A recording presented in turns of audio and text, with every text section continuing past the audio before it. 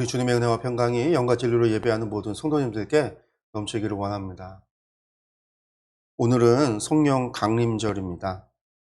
제가 교회력에 따라서 설교를 하고 있지 않기 때문에 절기를 특별히 지키지는 않죠.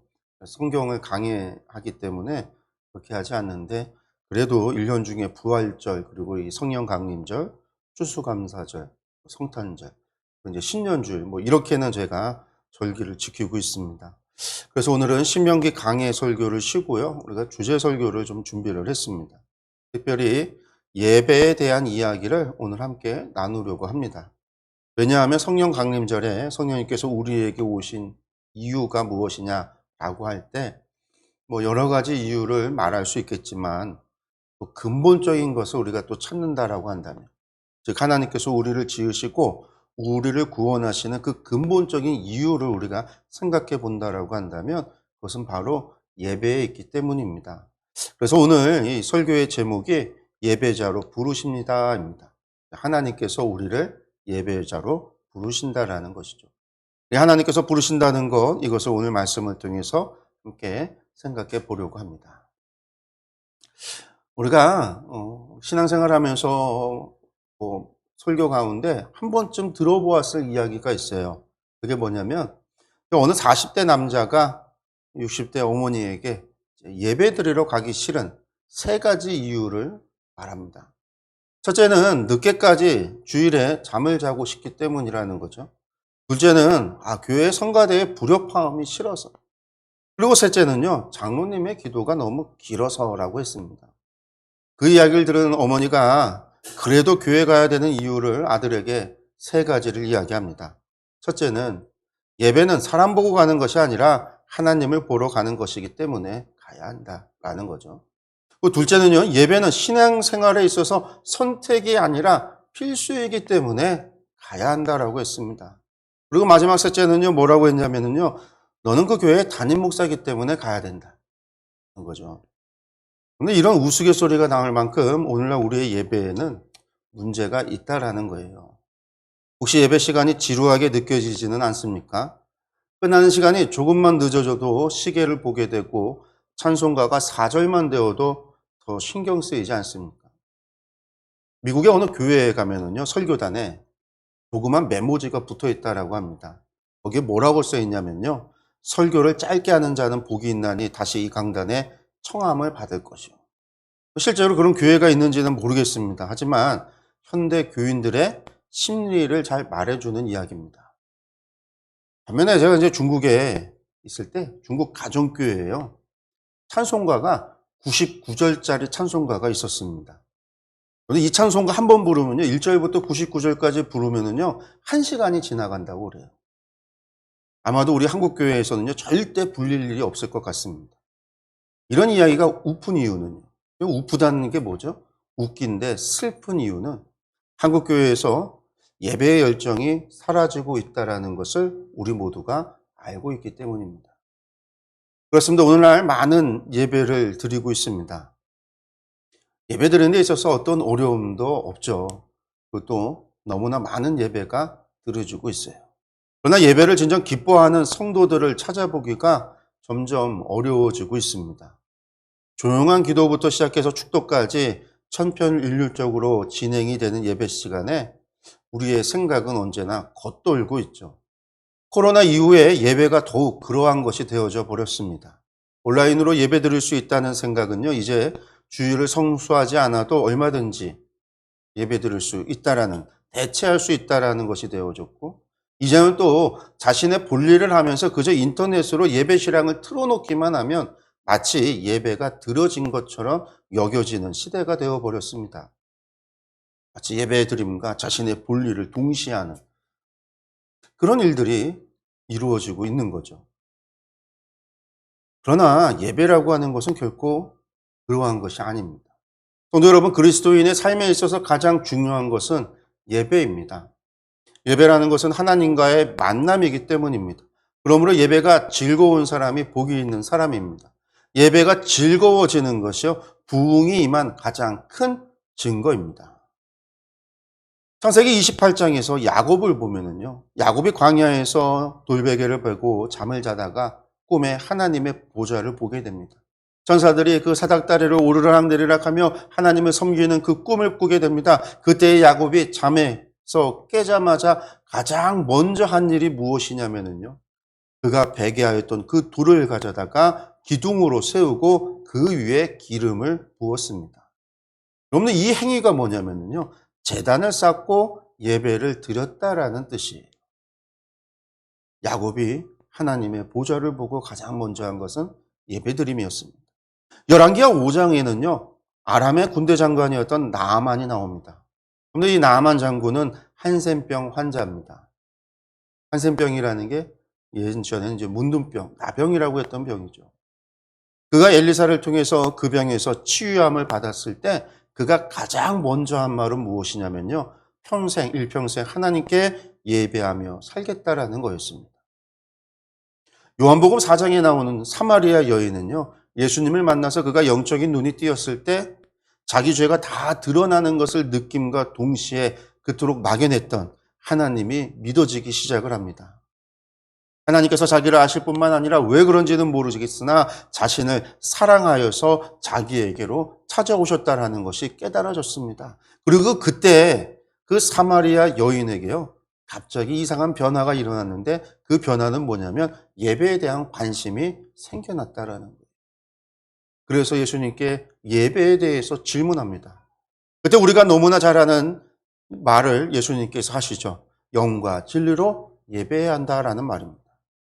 그래서 하나님을 만난 사람들, 주님을 만나 영적인 눈이 띄어진 사람들은요, 누구나 다 할 것 없이 이와 같습니다. 즉, 누구나 다 예배에 대해서 관심을 갖게 됩니다. 그래서 예배에 대한 마음을 보면 그 사람의 영적인 상태를 알 수가 있습니다. 성도 여러분, 하나님의 백성은 곧 예배하는 백성입니다. 하나님의 자녀는 예배하는 자녀입니다. 왜냐하면 우리는 바로 하나님을 예배하는 예배자로 부르심을 받았기 때문입니다. 아니, 근본적으로 하나님을 예배하는 예배자로 지음을 받았기 때문입니다. 그것이 오늘 우리가 함께 읽었던 본문의 말씀 이사야를 통해서 분명하게 나타나고 있습니다. 우리 말씀을 다시 한번 볼까요? 이사야서 43장 21절의 말씀입니다. 이 백성은 나를 위하라고 내가 지은 백성이다. 그들이 나를 찬양할 것이다. 아멘.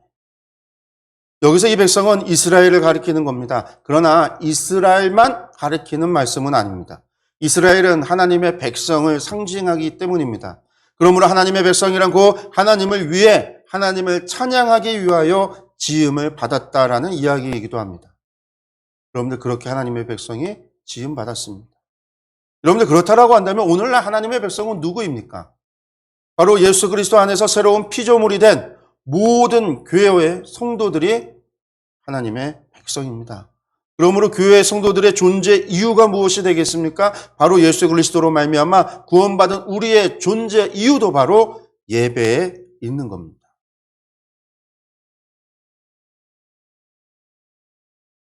사도 바울은요, 로마서 12장 1절에서 다음과 같이 이야기합니다.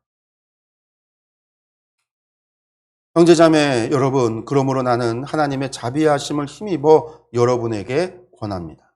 여러분의 몸을 하나님께서 기뻐하실 거룩한 산제물로 드리십시오. 이것이 여러분이들의 합당한 예배입니다. 사도 바울도 이렇게 이야기했습니다. 여러분들, 구약이나 신약이나 할 것 없이 하나님의 백성된 사람, 하나님의 자녀의 제일 되는 목적이 무엇이냐라고 한다면 그것은 바로 하나님을 예배하는 것에 있습니다. 그래서 웨스트민스터 소요리 문답 제1문에 사람의 제일 되는 목적이 무엇입니까? 라고 질문을 하고요. 그의 답이 무엇이냐면 사람의 제일 되는 목적은 하나님을 영화롭게 하는 것과 영원토록 그를 즐거워하는 것입니다. 라고 답하고 있습니다.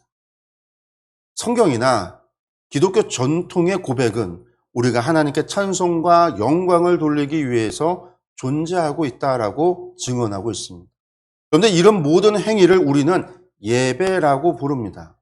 그리고 이런 일을 하는 사람들을 예배자라고 하는 것이죠.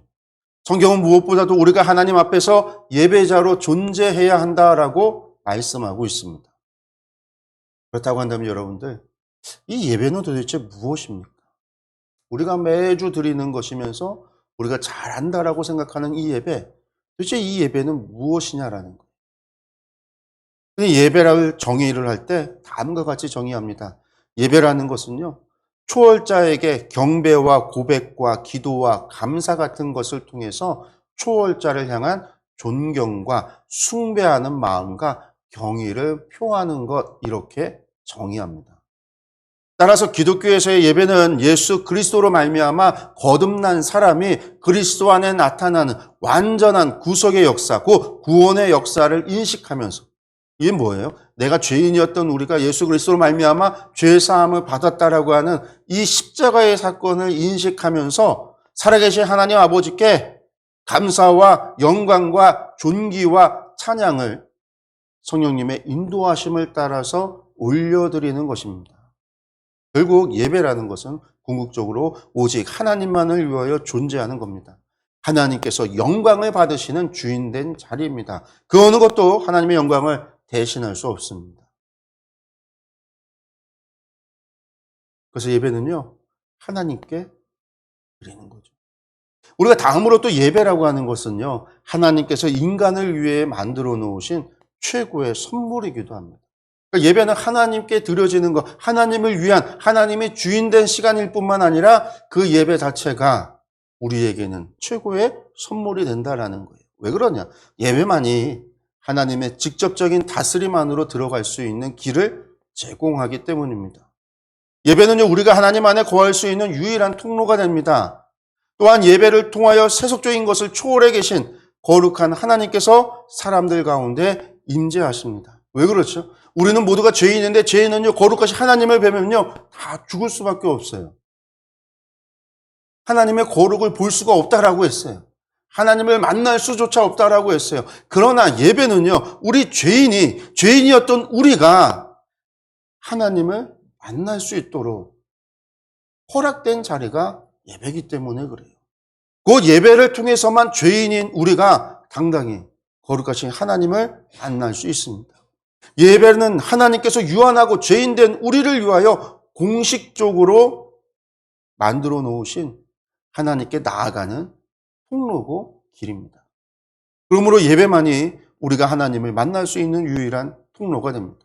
예배만이 하나님께서 우리 가운데 임재하실 수 있는 길입니다. 여러분들, 우리가 이것을 분명히 알아야 돼요.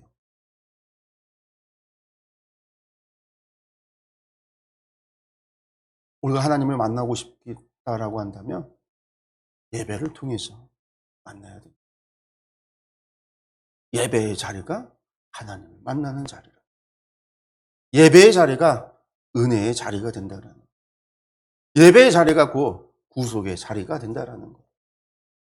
또 우리가 예배에 대해서 알아야 되는 것이 있습니다. 그건 뭐냐면요, 예배는 우리가 하나님을 만나서 이루어지는 거예요. 우리가 하나님을 만나서 이루어지는 게 예배예요.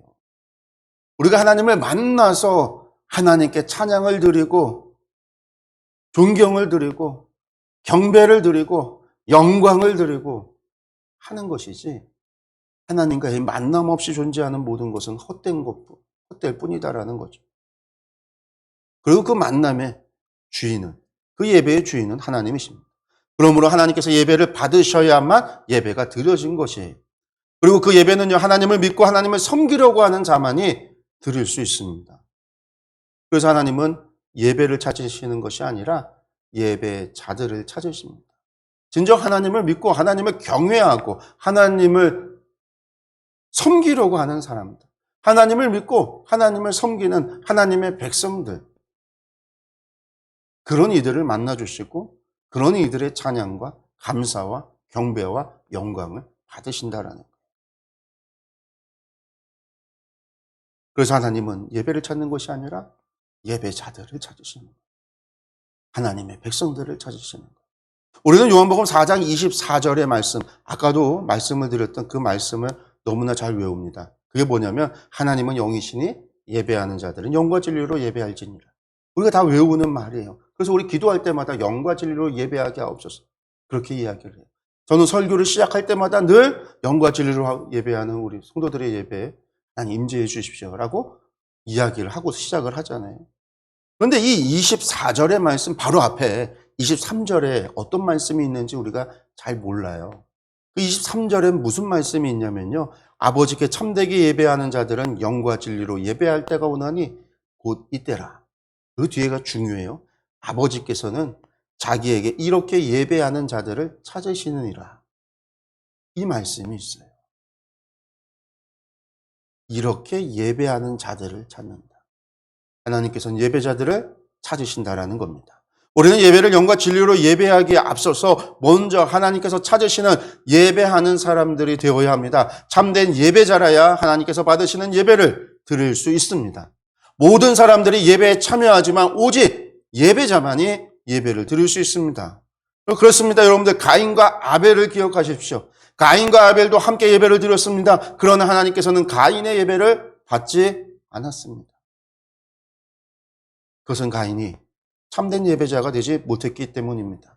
그래서 성경은 무엇이라고 기록하고 있냐면 가인과 가인의 제물을 하나님께서 받지 않으셨다라고 기록하고 있습니다. 하나님께서 가인을 받지 않으셨다라는 거죠. 왜요? 가인이 참된 예배자가 되지 않았기 때문에. 오늘날 사람들은요, 좋은 예배를 찾습니다.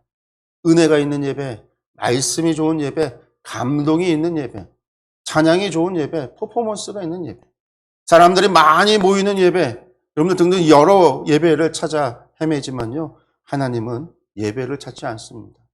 우리는 예배를 보지만 하나님은 예배를 보지 않는다라는 거예요. 하나님은 사람을 봅니다. 예배자를 찾으십니다. 왜냐하면 참된 예배자라야 예배할 수 있기 때문입니다. 참된 예배자라야 하나님께 나아갈 수 있기 때문입니다. 내가 좋은 예배에 참여했다고 해서 예배드린 것이 아닙니다. 내가 예배자가 되어야 예배할 수 있습니다. 그러니 여러분들 코로나19 시대에 온라인으로 예배를 드려도 된다 안 된다 이것은요 중요한 게 아니에요. 내가 어느 자리에 있던 예배자가 되어졌느냐 안 됐느냐가 중요한 거예요. 진정으로 하나님을 경외하고 하나님의 은혜에 감사하며 하나님을 경배하고자 하는 자의 예배를 하나님께서 받아주십니다.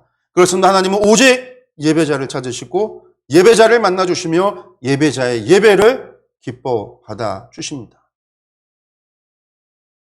하나님께 나아가기 위해서는 좋은 찬양대와 성가대, 준비된 기도자, 훌륭한 설교자, 예배를 돕는 시스템, 특별한 예배의 형식 이런 것이 하나님께 나아가는 수단과 방법이 될 수 없습니다. 그런 것들이 예배의 조건이 아닙니다. 오직 하나님께서 정하신 길로 바로 자신이 죄인임을 고백하며 대속의 제물을 가지고 나오는 사람, 그 예수 그리스도를 정말로 나의 구주로 고백하며 오직 예수 그리스도로 말미암아 하나님께 나아오는 사람, 그 하나님의 은혜에 감격하고 감동하고 정말로 감사하며 몸둘 바를 몰라서 하나님을 경외하며 나아가는 사람, 그렇게 하나님께 나와 진정으로 하나님께 영광을 돌리며 감사를 드리며 찬양과 경배로 섬기는 사람만이 예배자가 될 수 있습니다. 그런 사람만이 하나님께 예배 드릴 수 있습니다. 여러분들 이것이 진리로 드리는 예배입니다. 곧 내가 길이요 진리요 생명이라 하신 예수 그리스도를 통하여 하나님께 나아가는 겁니다. 진리라는 건 곧 내가 죄인이라는 것과 예수 그리스도만이 나의 구원이라는 사실, 그리고 그 십자가에서 주님의 죽으심이 나를 위함이라는 사실을 믿는 것이죠. 그 모든 것이 하나님의 사랑으로 이루어졌다라고 하는 하나님의 사랑과 은혜임을 깨닫는 겁니다. 그러므로 오직 십자가의 보혈만이 나의 죄를 사하여 줄 수 있다라고 하는 신앙의 고백 속에서 하나님께 나아가는 것. 이것을 깨닫는 자만이 진정으로 하나님께 감사하며 하나님께 경배와 찬양과 영광을 돌릴 수 있습니다. 자신이 죄인인 줄 아는 사람만이 하나님께 영광을 돌릴 수 있습니다. 여러분들 참된 감사 드릴 수 있어요. 예배에 겸손히 참여할 수 있습니다. 다른 말로 겸손한 자만이 하나님을 높여 드릴 수 있는 거예요. 여러분들 우리가 드리는 찬양이 하나님께서 받으시기에 합당한 찬양이 되기 위해서 무엇이 필요할까요? 이것도 동일합니다. 여러분들 좋은 시스템, 아름다운 찬양곡, 혹은 실력이 좋은 성가대 그렇지 않습니다. 이런 것이 이유가 되고 이런 것이 필요하다라고 하고 이것이 절대적이라고 한다면요, 저희 예배에 하나님 결코 우리의 찬양은 받지 않으시겠죠. 왜요? 제가 찬양을 잘 하지 못하잖아요. 또는 음치고 박치.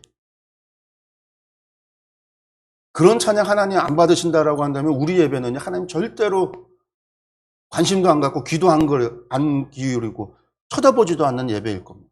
그런데 하나님은요, 그런 분이 아니시다라는 거예요. 좋은 시스템, 아름다운 찬양고, 실력 있는 성가대, 찬양대,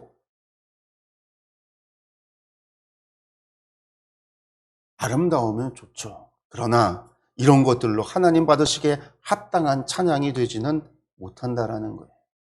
세상에 아무리 노래를 잘 부르는 사람, 아무리 연주를 잘하는 사람들을 모아도 하나님을 향한 믿음이 없다면, 하나님을 향한 경외함이 없다면 그들이 찬양곡을 수없이 부른다 해도 그것이 하나님께 올려드리는 찬양은 될 수 없다라는 거예요. 왜냐하면 이런 것들이 우리의 찬양을 하나님께서 받으시기에 거룩하고 의로운 곳으로 만들지는 못하기 때문입니다. 오직 예수 그리스도의 보혈만이 그 일을 할 수 있어요. 주님의 십자가의 그 죽으심과 그 은혜에 감사하는 사람만이 그것을 할 수 있어요. 그것을 믿고 그것에 대해서 한없는 감사의 마음을 품고 있는 그 마음이 우리의 찬양을 하나님께서 받으시기에 합당한 찬양으로 만드는 거예요. 그러니까 찬양도 예수 그리스도로 말미암아 하는 것이죠. 여러분들 기도도 마찬가지입니다. 우리가 드리는 헌금도 마찬가지. 우리의 모든 예배는 오직 예수 그리스도를 통하여 그로 말미암아 드려져야 합니다. 여러분들 이것이 진리입니다. 이것이 진리로 드리는 예배입니다. 그렇다고 한다면 영으로 예배한다는 것은 무슨 뜻입니까? 여러분들 로마서 12장 1절 아까 우리가 보았던 말씀인데요. 형제자매 여러분, 그러므로 나는 하나님의 자비하심을 힘입어 여러분에게 권합니다. 여러분의 몸을 하나님께서 기뻐하실 거룩한 산제물로 드리십시오. 이것이 여러분의 드릴 합당한 예배입니다. 라고 했습니다. 그런데 우리가 드릴 영적 예배란 곧 우리 몸을 하나님이 기뻐하시는 거룩한 산제물로 드리라는 겁니다. 우리의 모든 삶을 하나님께 드리는 것이 산제물로 드리는 거예요. 왜냐하면 너희 몸은 너희가 하나님께로 받은 바 너희 가운데 계신 성령의 전인 줄을 알지 못하느냐? 너희는 너희 자신의 것이 아니라 값으로 산 것이 되었으니 그런즉 너희 몸은 하나님께 영광을 돌리라. 이렇게 말씀하고 있습니다. 이제 우리의 몸은 예수 그리스도의 보혈의 값으로 하나님께서 사신 바가 되었기 때문에 우리의 몸이 성령의 전이 된 겁니다. 그렇게 요한복음 15장에서 예수님께서 우리 안에 거하시겠다라고 하시는 겁니다. 사람의 마음이 만물보다 더럽고 추악한데 예수님께서 어떻게 그렇게 더럽고 추악한 사람 안에 거할 수 있겠습니까? 바로 우리가 그리스도의 보혈로 사신 바가 되어 성령의 전으로 변했기 때문이에요.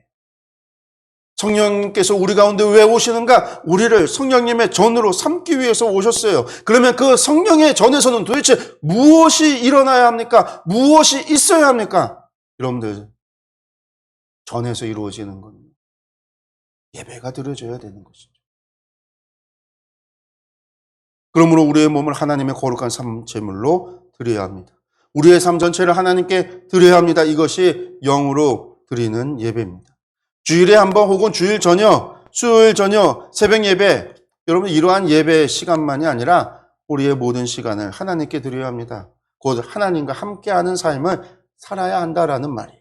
하나님과 함께하면서 사람이 다른 그 무엇을 할 수 없습니다. 사람은 예배할 수밖에 없습니다. 하나님과 동행하는 삶을 살아야 한다라는 것, 하나님과 동행한다는 것은 다른 것을 우리의 마음을 빼앗기고 그렇게 다른 것을 찬양하고 다른 것을 섬기며 살아가는 것이 아니에요. 오직 동행하는 하나님, 함께 하시는 하나님만을 바라보며 그 하나님께 감사와 찬양과 영광을 돌리는 예배하는 삶을 살아야 한다라는 거예요. 우리가 정말 하나님 안에서 거하여야 된다라는 것은요. 하나님 안에서 그 한없는 사랑과 은혜에 한없는 감사와 찬양과 경배와 영광을 돌려야 한다라는 이야기입니다. 결국은 하나님을 예배해야 한다는 거죠.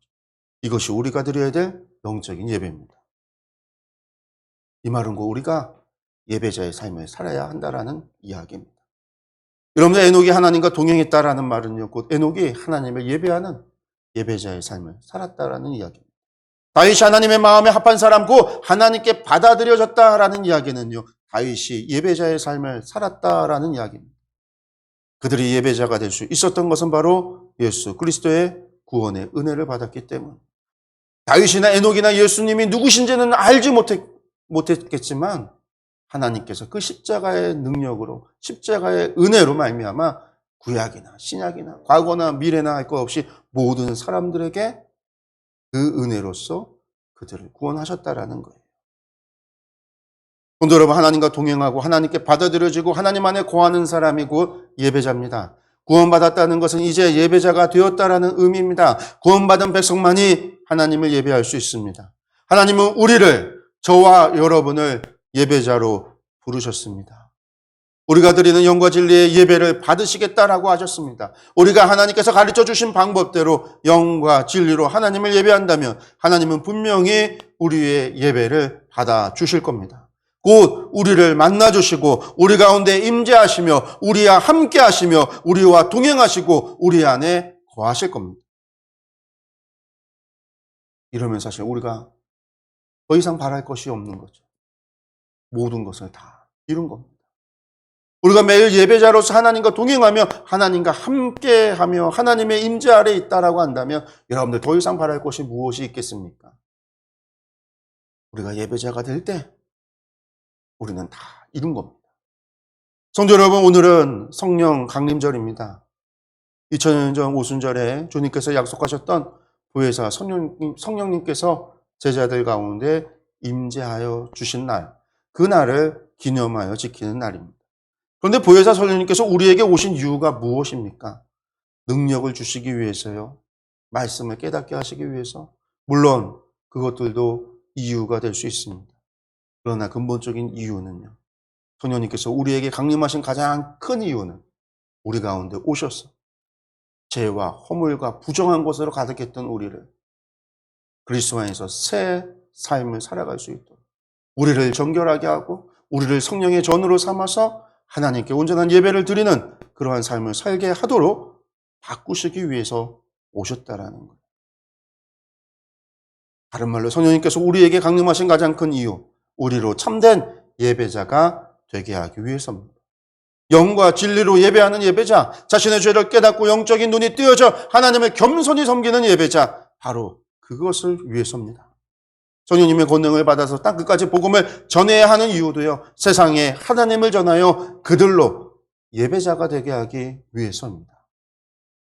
성경의 마지막 계시록 22장 17절에서도 성령과 신부가 말씀하시기를 오라 하시는도다. 듣는 자도 오라 할 것이요 목마른 자도 오를 것이요 또 원하는 자 값없이 생명수를 받으라, 이렇게 우리를 초청하고 계십니다. 바로 하나님의 예배로의 초대, 예배자로의 부르심입니다. 성도 여러분, 저와 여러분들 예배자로 부르심을 받았습니다. 여러분들 그 부르심에 응답하는 저와 여러분들이 되시기를 간절히 축원합니다. 기도하겠습니다.